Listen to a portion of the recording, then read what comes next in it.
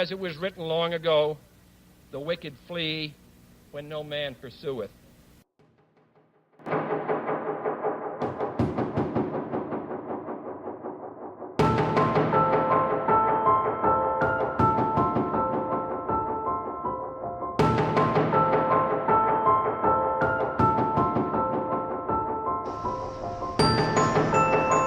November Network and Neapolis Media Group proudly present to you the Lone Gunman Podcast, featuring your host, Rob Clark, where research comes to shine and myths come to die. Stay tuned. Be right there.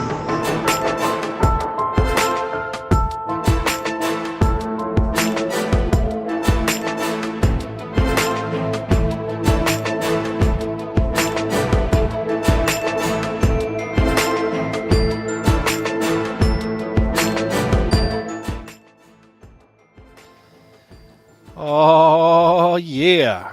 What is up, everybody? This is episode 70 of the Lone Gunman Podcast. And first, let me apologize for the delay in putting the show out. I have been very nasally. I've had some sinus problems recently. Well, with allergies and summer colds and air conditioners, it's all mixed together. It's not a good combination for my dulcet tones here. I mean, I did record a show earlier last weekend, and I listened back to it, and I was like, man, I cannot put this out there. I sound like Mickey Mouse trying to do a show. So I held it back until got my pipes back a little bit. I'm sure some of you will notice that I'm still sounding a little nasally. But trust me, it sounds a hell of a lot better than it did at the beginning of the week. It was horrible. It was horrible. But anyway, your boy's back. This is 70. And we're going to be talking today about Oswald in Mexico. Now, you might be saying, Rob, are you losing your mind? You already did a show about Oswald in Mexico.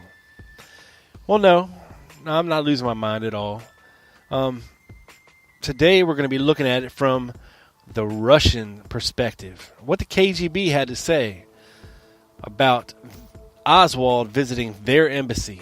We're going to hear directly from their embassy workers in Mexico City in September of 1963 about their encounter with Lee Harvey Oswald in person, and also from the KGB, what their thoughts on the visit were and what it meant, and why it was kind of covered up on their end. And we'll take a look about what it means, why our government would cover it up. Now, we know that the CIA was up to some funny business down there in Mexico City when it comes to Oswald in Mexico City. Because we have the pictures of Oswald that aren't Oswald, and we have the voice recordings of Oswald that weren't Oswald. So you may think to yourself, now why would the CIA do this? I mean, was it incompetence? Was it that much of an incompetence that they took pictures of the wrong person and labeled it wrong? Or that they were fooled by, the wrong Oswald on the voice recordings? Because, the CIA had their telephones tapped. Probably bugs in the embassy. They were definitely under surveillance by cameras of people going in and out. So we know we had them under surveillance pretty good. And I'm sure the Russian embassy had surveillance as well on visitors to their embassy. So why haven't we seen any pictures of our patsy guy, Lee Harvey Oswald, in Mexico City at the embassies that he was alleged to have visited?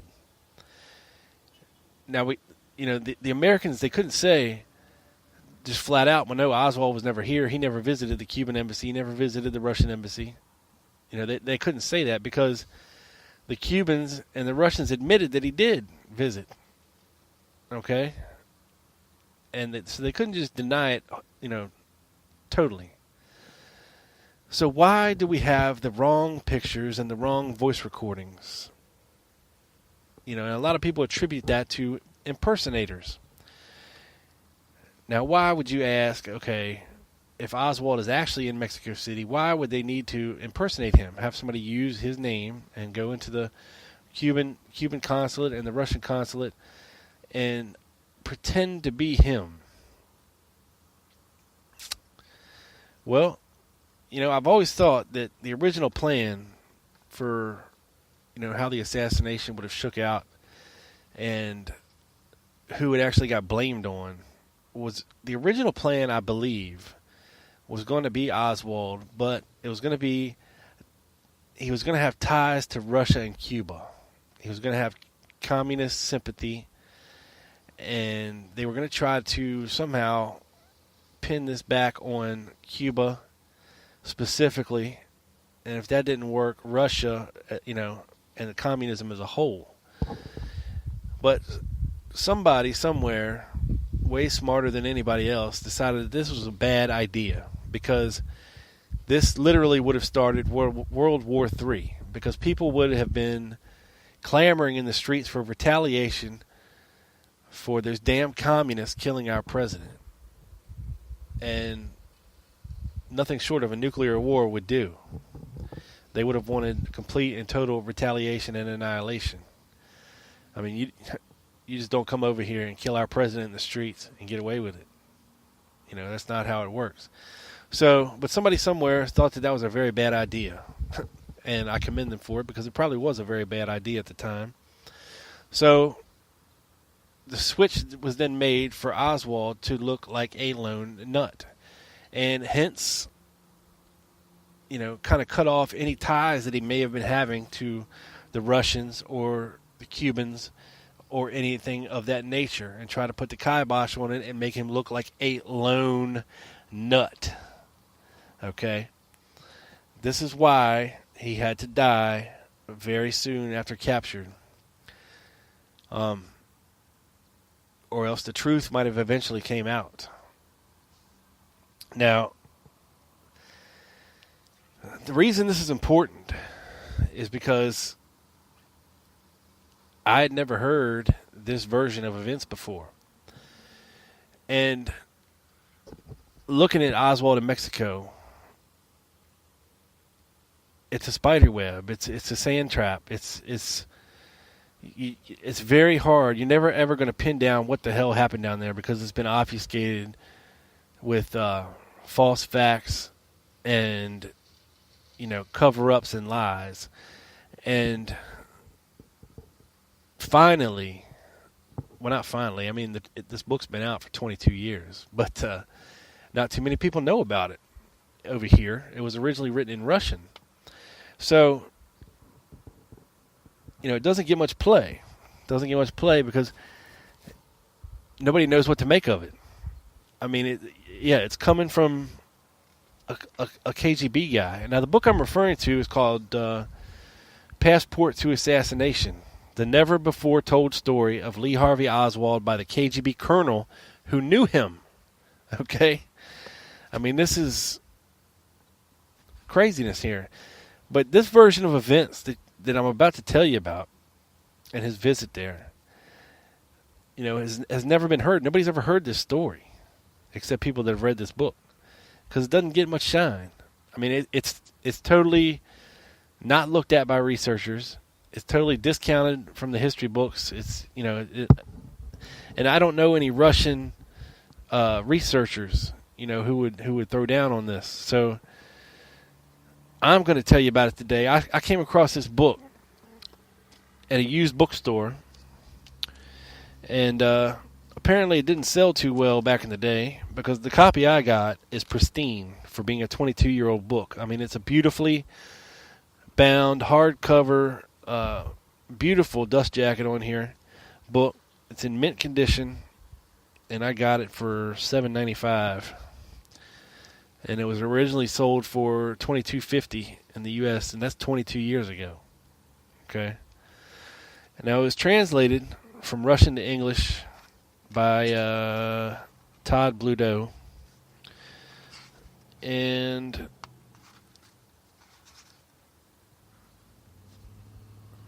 I just want to translate this little incident from the Russian embassy to you, straight from the horse's mouth. You know, I could paraphrase this book for you, but I think it's better if I just read you. And I hate reading on here, but I'd rather you hear it straight from the horse's mouth, because I don't want to leave out any details or anything like that. Now, on September 27th, 1963, the buzzer to the embassy rang. The visitor, an American, is invited to come in and wait here. Valery Kostakov is called. There's someone outside. He speaks Russian, says he's American, but wants to speak to one of the consular officers. Valery says, "I'll be out in a minute. Let him wait." So he goes out and talks to this guy, and the guy talks to him in English, and Oswald says, "I would like to speak with one of the Soviet consular officers," emphasizing the word Soviet, obviously doubting Valery's nationality. Indeed, Kostakov looked more Latin American or Arabic than Russian. Amused by the stranger's request, he pulled out his diplomatic ID and showed it to the visitor. He then invited him into the office. Okay, so Oswald's first meeting is with Kostakov. He's brought in, he's sat down. Oswald tells him why he's there, that he wants to get a visa to return to the USSR, that he has a Russian wife, and da-da-da-da-da. Okay, well, Kostakov doesn't want to be bothered with this. It's not really his, line of deal. So he calls Oleg Necheprenko, who actually wrote this book, and tells him to basically get over here. He says, "Listen, some gringo's here," Kostakov said at the other end of the line. "He's asking for a visa to the Soviet Union. Apparently he lived there, married one of our girls. They live in the States. The FBI is harassing them. Come over here and get to the bottom of this. It seems to me more in your line of work. I'm in a hurry." Oleg says, "Okay, I'll be right over." Okay, an American in my field. This could be interesting. Okay, so he makes his way over there. And, these guys, he says, "Our jobs in the consulate were merely a cover. In fact, all three of us work for KGB Foreign Intelligence and belong to various subdivisions of Moscow Center." Okay? Now, he's telling y'all, they're all KGB intelligence agents there at this embassy. As a rule, we would help each other out and transfer our visitors to the one among us who might have the most interest in him, according to their various subdivisions of intelligence. Okay, so he's saying, okay, I approached the small building that housed the consular division. I saw a stranger, apparently 25 to 27, standing on the steps and leaning against the doorpost. He appeared to be European or American. He was of medium height, long face, narrow chin, high forehead, and was tending toward baldness. I would have called him a brunette. The first impression I had of this stranger was his aloofness. He seemed to be looking beyond me, absorbed in his thoughts, and did not even react as I approached him. He was clad in a light jacket, sports shirt, unbuttoned collar, and either gray or brown slacks that were wrinkled. I greeted the stranger with a nod, and he responded in kind. "Is this the gringo you're talking about?" I asked Valery. Valery nodded. "Yes, he keeps saying the FBI is after him and that he lived for a while in the Soviet Union. Blah, blah, blah, blah, blah. I gotta go. Here you go. Have fun." Okay. Now, he says the visitor, who appeared to be in a state of physical and mental exhaustion, accepted my offer to sit down. But he suddenly became more focused as he explained to me the reason for his visit. He repeated everything he'd already told Valery. And over the course of our conversation, the visitor's mood changed from discomfort to agitation, creating the impression of a high-strung, neurotic individual. In order to give him a chance to calm down, I paused in my questioning and looked over his documents. Everything seemed to be in order. Regarding his American passport. Other documents testified to his stay in the Soviet Union. One of them was a marriage certificate to Marina Prusakova. Among the others was a letter to the Soviet embassy in Washington that has something to do with travel for his family to the USSR, and it seems the embassy's refusal to grant his request. Seeing that Oswald had cooled off a bit, I renewed our conversation. Now, let me interject here that as far back as I think January of 1963, Marina had started writing to the Russian embassy in Washington wanting permission to go back to Russia. She sent several letters, and in probably the spring, after the whole General Walker incident in the spring, it changed into just her, from being just her seeking to go back to Russia to actually including her whole family, including her husband Lee Oswald. And repeatedly, her requests were denied. When I asked him to provide specific information about the FBI's following him, he replied that it all began after his return from the USSR, where he had gone in as a Marxist sympathizer. When the couple returned to the United States, both were interrogated. His wife was still being questioned in his absence, and he claimed the FBI had even been in contact with his friends. When I then asked him the reason for his return to the United States, Oswald fidgeted, changed the subject, and avoided answering the question. I realized he did not want to state that reason, which put me on guard. From the very outset of our conversations, I had no doubt that Oswald had been within the sights of my colleagues while in the USSR, but the thought of the KGB's having any operational connection to him quickly disappeared. From my first impressions of him, it was clear he was not suitable agent material. Not suitable agent material. Oswald maintained that as a result of the FBI's activities, he could not find a good job, and that the situation at home had become intolerable. Even though I had seen the letter to our embassy in the United States, I nonetheless asked him if he had appealed to the Soviet embassy in Washington. Oswald said that he had already sent a letter there and had been turned down. He later mentioned his fear that the FBI would arrest him for even trying to contact the Washington embassy. So as not to give the FBI additional cause to seize him, he decided to come down to Mexico to follow through on his plan. Moreover, in the event that he should be allowed to return to the Soviet Union, he wanted to travel to Cuba first. In Mexico, he could obtain visas to both countries at the same time. The more I learned about Oswald and the more I observed him during the course of our conversation, the less I was interested in him. I silently cursed Valerie for transferring him to me and decided it was time to bring this meeting to a close. I had more important items on my agenda. I explained to Oswald that in accordance with our rules, all matters dealing with travel to the USSR were handled by our embassies or consulates in the country in which a person lived. As far as this case was concerned, we could make an exception and give him the necessary papers to fill out, which we would then send on to Moscow, but the answer would still be sent to his permanent address in the United States, and it would take at the very least 4 months to get an answer. Oswald listened intently to my explanation, but it was clear from his gestures and the expression on his face that he was disappointed and growing increasingly annoyed. When I had finished speaking, he slowly leaned forward and, barely able to restrain himself, practically shouted in my face, "This won't do for me. This is not my case. For me, it's all going to end in tragedy." I shrugged my shoulders and stood up, signaling the end of our meeting. Oswald's hand shook as he put the documents back into his jacket. I let Oswald through the reception area and showed him the way out of the compound. He departed, obviously dissatisfied with the results of our talk. He appeared to be extremely agitated. This was how Oswald's first visit to our embassy in Mexico ended. Now, there was 2 visits. That was the first one. Okay, so we have Oswald explaining why he wants his visas, explaining why, that the FBI is making his life intolerable in Russia, in America, because they keep harassing him and harassing his wife, and they won't leave him alone, and he can't hold a job because of them, and so on and so forth. But he apparently does not like what he hears there.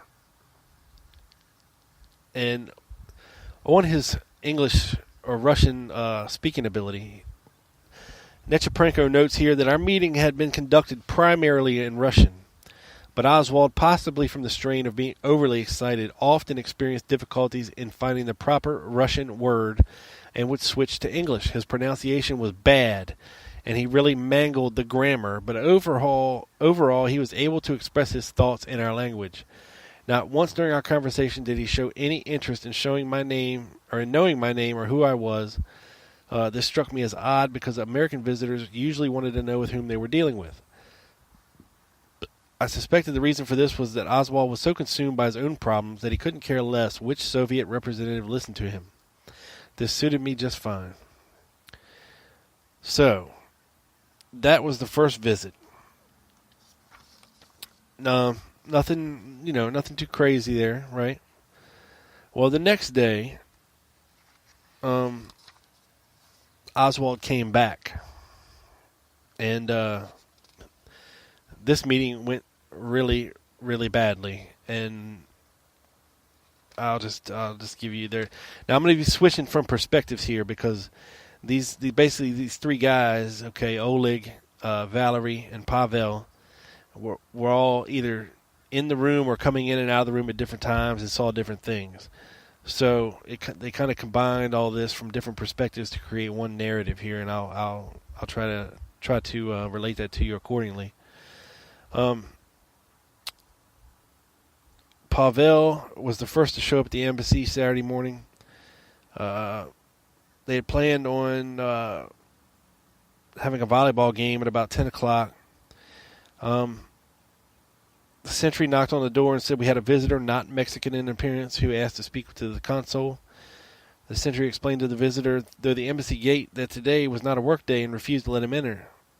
But the man had demanded it, to be seen. Okay, so shortly, Pavel ordered the sentry to bring the visitor to the office. Shortly, the sentry opened the door and the stranger entered. Yatskov recalls his immediate perception of the stranger. A thin subject of medium height and nondescript appearance, aged 25 to 27, appeared in the doorway. He was carelessly dressed in a gray suit. His pale features and the extremely agitated look on his face were especially noticeable. I told him to take a seat at the attached desk, and I sat down at my own. The visitor, without waiting for any questions, spoke to me in English. My limited knowledge of English nonetheless allowed me to understand that my guest was American, a communist, pro-Cuban, and that he was asking for a visa to Cuba and the USSR. I was also able to discern that someone was persecuting him and that he feared for his life. Okay? While relating his story, the foreigner fidgeted in his chair, his hands trembled, and though he didn't know what to do with them, the conversation was strained due to the language difficulties, and then the door opened again, and Valerie, obviously looking forward to the upcoming volleyball game, stood smiling in the doorway. I was happy to see him since I knew Valerie spoke English. Now here's where Valerie picks up the story. I arrived at about 9:30. I flung the door open to the first office where I saw Pavel sitting at his desk, and at the attached desk to the right, his back to the window, was the American who visited us the previous day. He was disheveled, rumpled, and unshaven. He had the look of someone who was hounded, and he was much more anxious than the day before. I greeted him, and he nodded in response. Pavel turned to me and said, "Listen, help me out. I don't fully understand what it is he wants." Without engaging Oswald, I explained to Pavel that the visitor had been here the previous day, that I had spoken with him, that he requested a visa for immediate return to the Soviet Union, where he had already lived, where he had married a Russian woman, and as a result, the U.S. authorities were victimizing him, and the FBI was on his trail. Therefore, I turned him over to Oleg, who spent time explaining everything to him. Valerie continues. At this point, Oswald, on his own initiative, turned to me and quickly began to retell his story. That he had been discharged from the U.S. Army a few years before, had traveled to the Soviet Union as a tourist, where he had remained for political reasons, and had lived for a while in Belarus, where he married a Russian and returned to the United States. He even dropped some hints that he supposedly carried out a secret mission while in Moscow. He announced that he was a communist and member of an organization that had defended Cuba. Pavel interrupted his monologue and said since he had been in the Soviet Union, lived there, then he could probably explain himself in Russian, and looked at him disapprovingly. Without answering, Oswald switched over to broken Russian, in which the rest of the conversation was conducted except in a few instances where Oswald experienced difficulty in expressing thoughts in Russian and inserted English words. While telling his story, Oswald, again as the day before, tried to support it by showing various documents, which I would have trouble listing now, but as far as I can remember, included some that had been issued in the Soviet Union. Looking over these documents, I took his American passport and asked him how he had come by the rather strange-sounding name, Chinese name of Li. Oswald answered that it was a fairly common name in America. Continuing the conversation, Oswald repeated his desire to quickly obtain a visa to the USSR.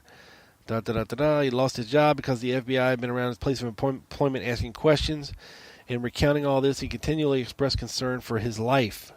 In his words, he dreamed of returning to his former job in the Soviet Union and living there quietly with his family. He spoke with noticeable warmth about his wife and child. Throughout his story, Oswald was extremely agitated and clearly nervous, especially when he mentioned the FBI. But then he suddenly became hysterical, began to cry, and through his tears cried, "I am afraid they'll kill me, and let me in." Repeating over and over he was being persecuted and that he was being followed. Even here in Mexico he was being followed. He stuck his right hand into the left pocket of his jacket and he pulls out a revolver, saying, "See, this is what I must now carry to protect my life," and placed the gun on the desk where we were sitting opposite one another.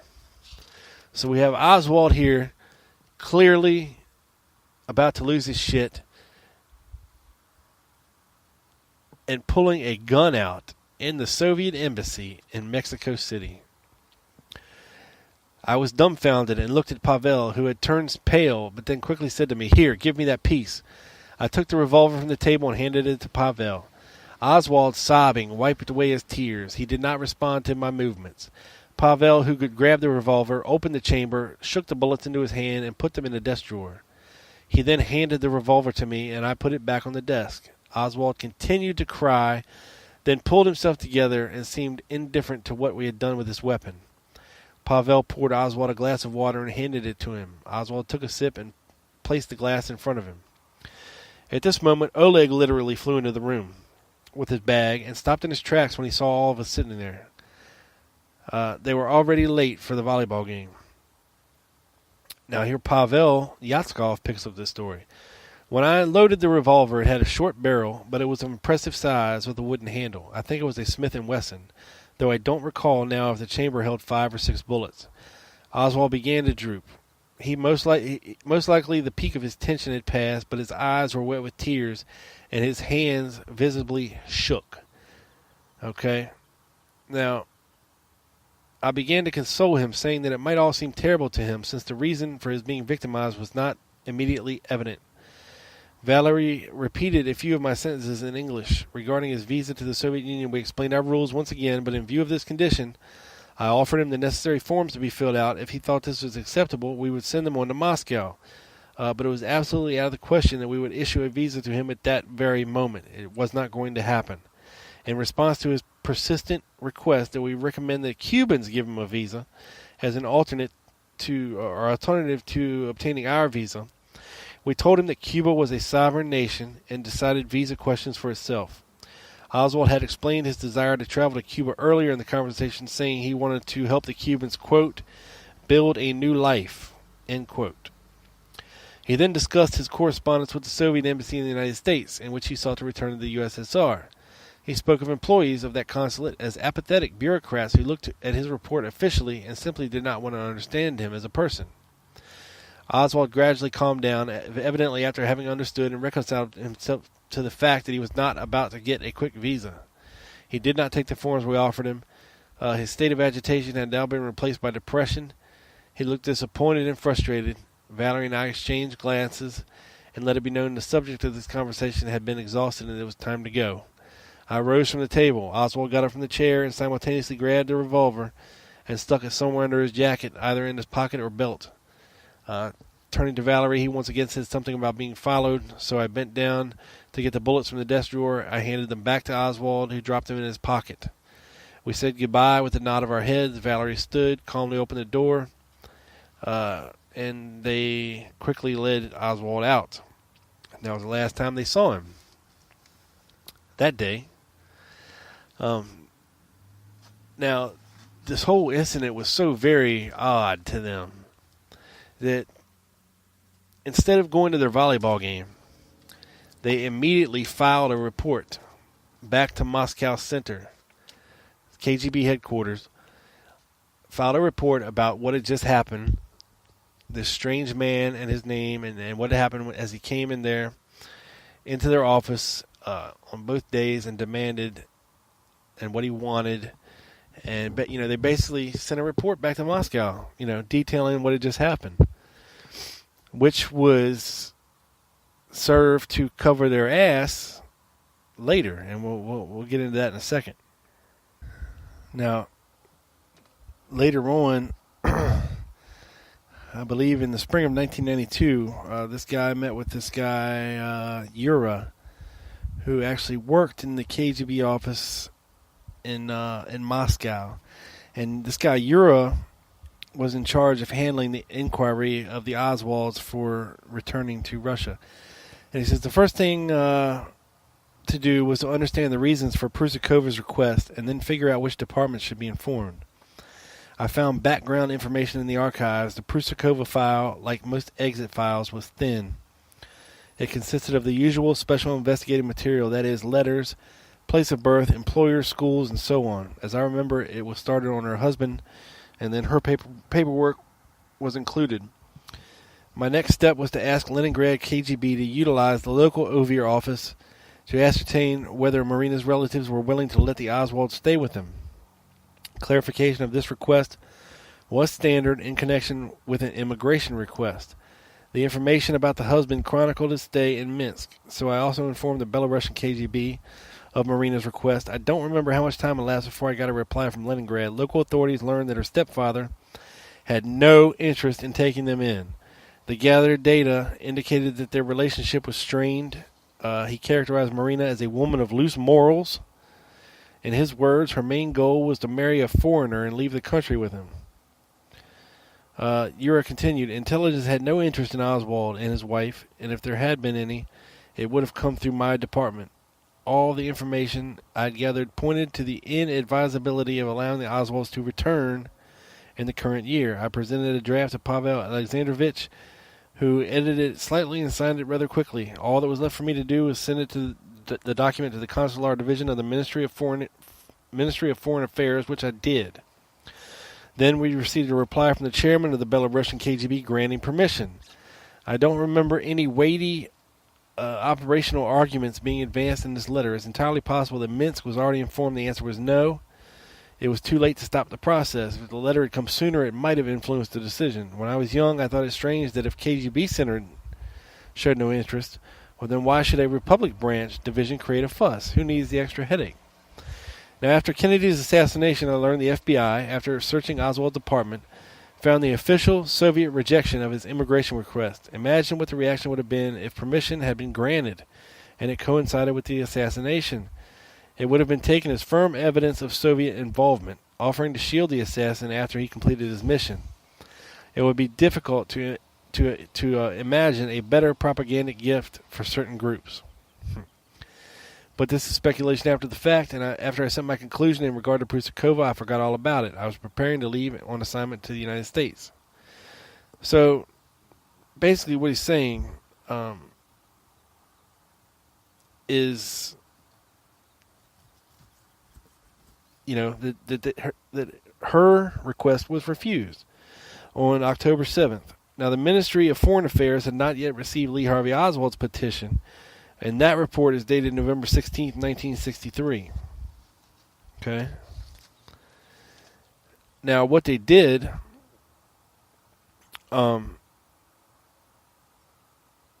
was send, of course, that report back after Oswald had visited the embassy.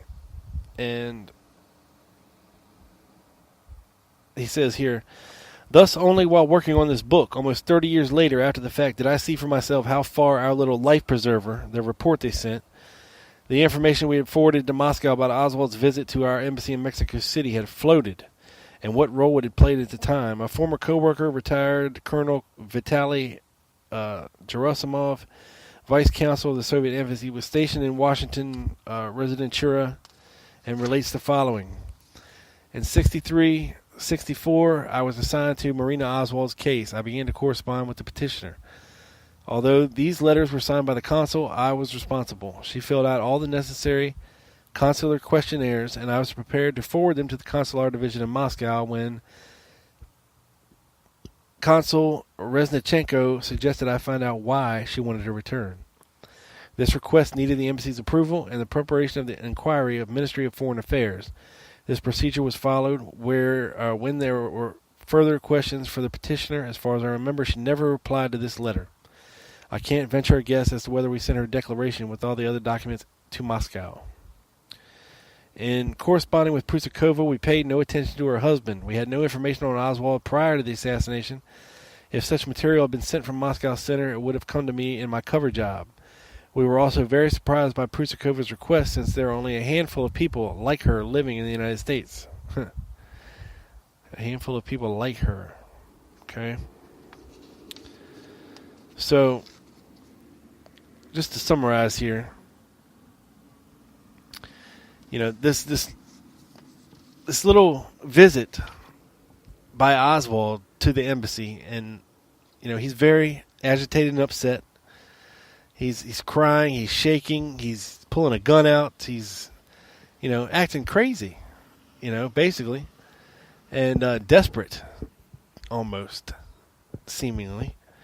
And now the question has to become, okay, was this really Oswald? Our patsy guy, was this really Oswald that went to this embassy, or was it just somebody who looked like him? Because according to them, the whole broken Russian thing, and his being shaking and nervous and crying, this is totally out of character. Totally out of character. So let's visit what they say about when they found out about the assassination. Oleg, Valerie, his eyes bulging, flew into the office. Oleg, they just showed the suspect in Kennedy's death on TV. It's Lee Oswald, the gringo who was here in September. I recognize him.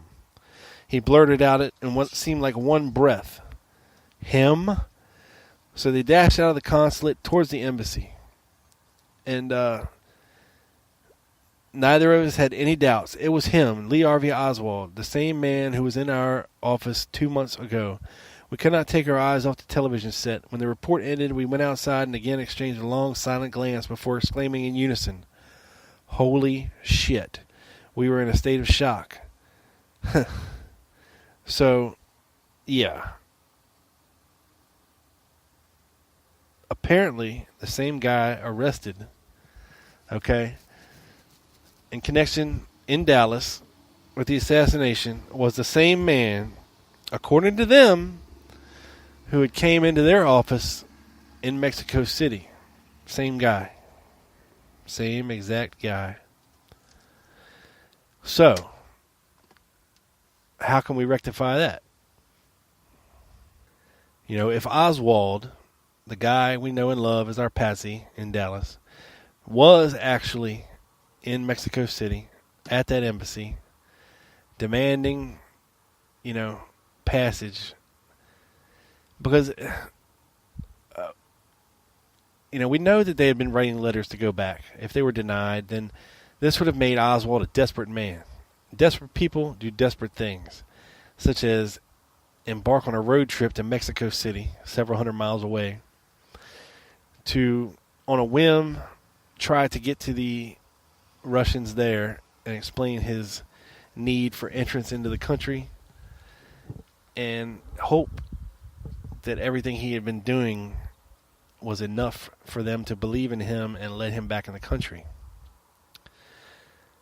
So, are the reasons he gives for wanting to go back true? That he was being hounded by the FBI, he's being questioned uncontrollably by the FBI, making his life a living hell, making life unbearable, intolerable. Was it so bad that he would have to resort to heading to Mexico City to talk to these guys to try to get back to Russia? What was the problem?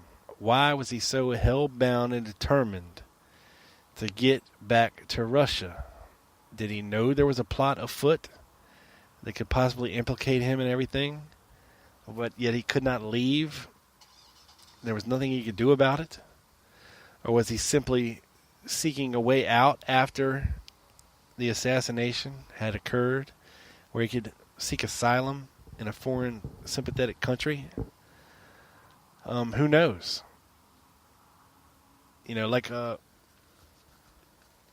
It's, if this was our guy, okay, why is it the CIA is saying that it's not him on the tapes and it's not him in the pictures? I think this was part of what we call the cover-up.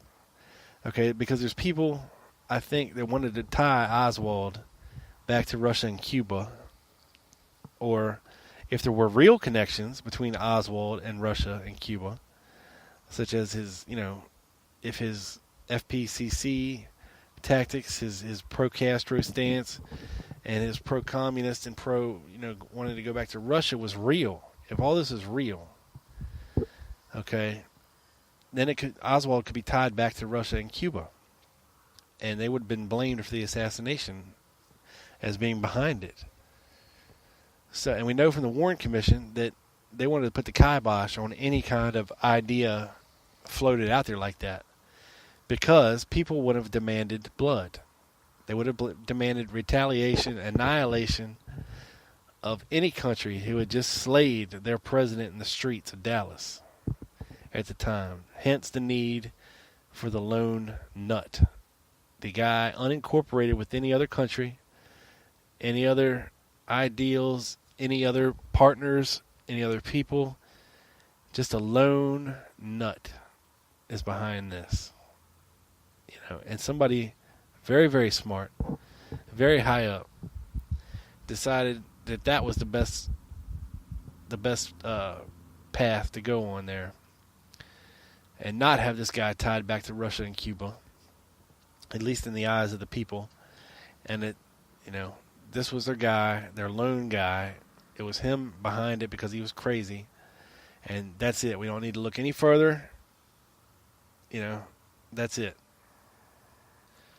So, if this KGB consulate visit can be construed as a real event, at least if they're telling the truth about Oswald's visit to the embassy and the reasons behind it, I mean, from the conspiracy side of things, it doesn't look good, because I don't know how, you can construe this as some kind of intelligence operation, unless they were just testing the waters, seeing how far they could push things, see what they could get away with at the time, and using Oswald to do this. He blames, being hounded by the FBI. We know that it's true that he was pissed at Hosty for talking to Marina when he wasn't there. We know that's true. Because he confronted Hosty about it and told him to quit coming around, when he wasn't there and talking to Marina. So if all that's true, and Oswald is pissed at Hosty and the FBI for hounding him and not making it easy for him to live in the United States, then that kind of rules out a connection between Oswald and the FBI and being an informant or what have you on that front. So, it doesn't support one side or the other as far as him being the lone nut assassin. And even in the book, Oleg says, there's no way he can envision this guy being capable of doing what's attributed to him, because he was a nervous wreck in his office. His hands were visibly shaking. He was crying uncontrollably, and things like this. So, for him to be sitting up on the 6th floor with a rifle and be able to be accurate with it, and not be, shaken by the situation that he's thrust into, and then appear so calm, so quickly after the assassination just doesn't gel or jive with the guy, this disheveled, crazy appearing guy who was actually in his office, telling him, desperately that he needed to go back to Russia. So that doesn't jive either. So here we're left with another conundrum. Okay, do we clear up anything by saying, okay, this was really Oswald in Mexico City? I mean, kind of. This doesn't mean that he wasn't impersonated while in Mexico City. It doesn't mean he wasn't being followed in Mexico City. It doesn't mean the CIA wasn't watching him in Mexico City. Doesn't mean the CIA didn't know what he was up to in Mexico City. All it means is that if this is true, then that guy, our Patsy from Dallas, was in Mexico City, in the Russian embassy, acting very, very desperate. Very, very desperate. Okay? So, I don't know where this would have left him as a mindset, or, so pissed that he would pick up a gun and murder Kennedy. I don't see that either.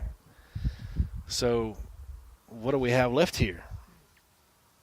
It's hard to say. But anyway, I just wanted to get that out there as an alternate version because I think it's important. Apparently they didn't want to ruffle any feathers with Oswald when he was in Moscow. Eventually they let him stay there to study him, according to Necheprenko. They were watching him. He was surrounded by KGB. Now, was Marina more than she appeared to be? Anything's possible. Her own stepfather said that all she was doing was interested in meeting foreign men and marrying them and going to America. And also from the KGB archives that Necheprenko found, all Oswald was interested in was going to dances. So, and meeting Russian women. So who knows? Who knows? Who knows what was really going on? We probably never know. But anyway, I just wanted to get that out there, something to talk about, something for you guys to check up on, check out. Like I said, the book is called Passport to Assassination by Oleg Necheprenko. I'll put up a link where you can get the book. I guess it's on Amazon, hopefully, on tlgpodcast.com. I recommend highly reading the book. There's way more in it than I discussed here today. I can't get into all the nooks and crannies of it and all the Soviet intelligence on Oswald and all that. There's way more in the book. It's a great read, and no reason for it to not be true. I mean, like I said, when he wrote it, at this point, glasnost had happened. The fall of the Soviet Union was apparent. And Gorbachev was coming out as the new leader of Russia. So, the old Russia was dead and dying at this point. There's nothing, and he didn't leave. He's still there.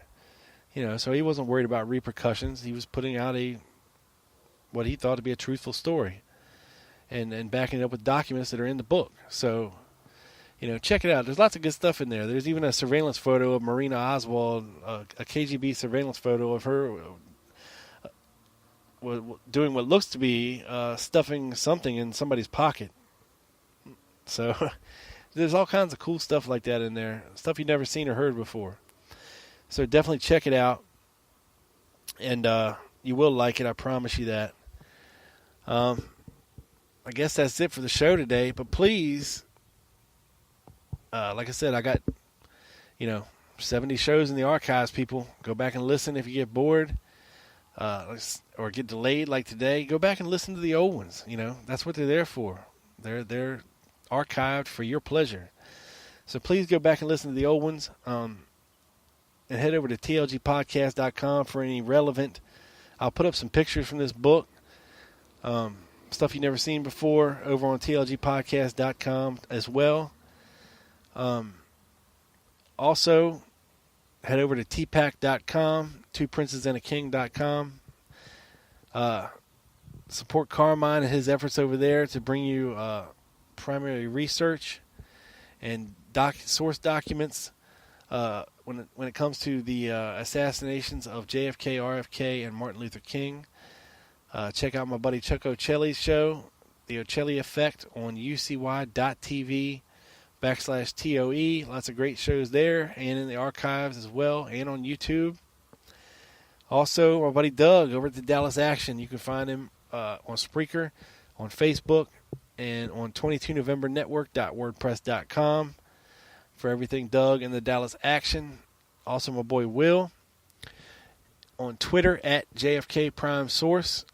Will be on the show next week, and we're going to be bringing you something real special. So this guy I've been talking about for a while now, you're going to get to meet him next week, live and in person, and we're going to be rolling something out for each and every one of you to enjoy and utilize in your efforts of research that we think will be very beneficial to you.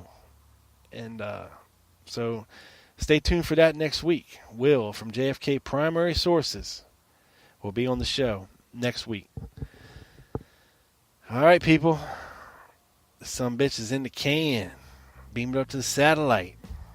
Down directly to your lovely ears. This is your boy, Rob Clark. Out. Peace.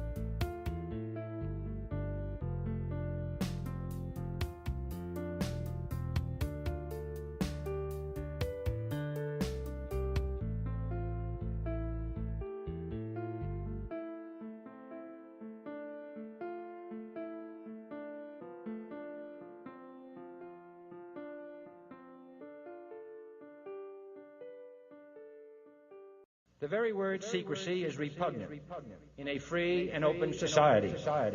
And we are, as a people, inherently and historically opposed to secret societies, to secret oaths, and to secret proceedings.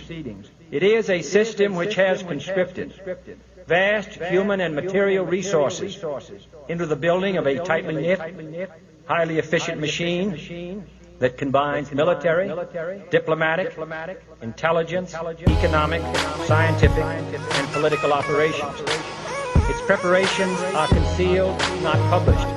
Its mistakes are buried, not headlined.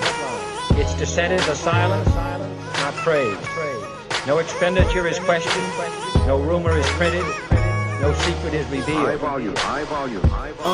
I'm about to body this white track, O.J. Simpson. Do these niggas like the old days, go and lynch you. Body anybody, go against the coalition. Teach you everything you wanna know, pay attention. Now it's time to separate the fact from the fiction. They don't know the difference for subtracting addition. Got a lot of homies, but you half of them snitching. Anybody could get it, look at Gabrielle Gifford. Shot her in the head and see a fucking politician. Parents to the dirty, Isabel ain't missing. See it from my way, it's just too much of a suspicion.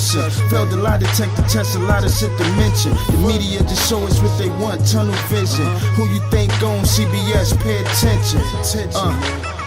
Chill. Real shit, man. Yeah. I better wake up, man.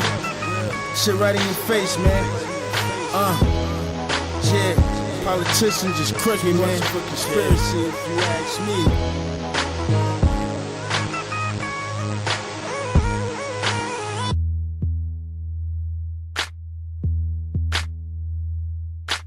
High volume.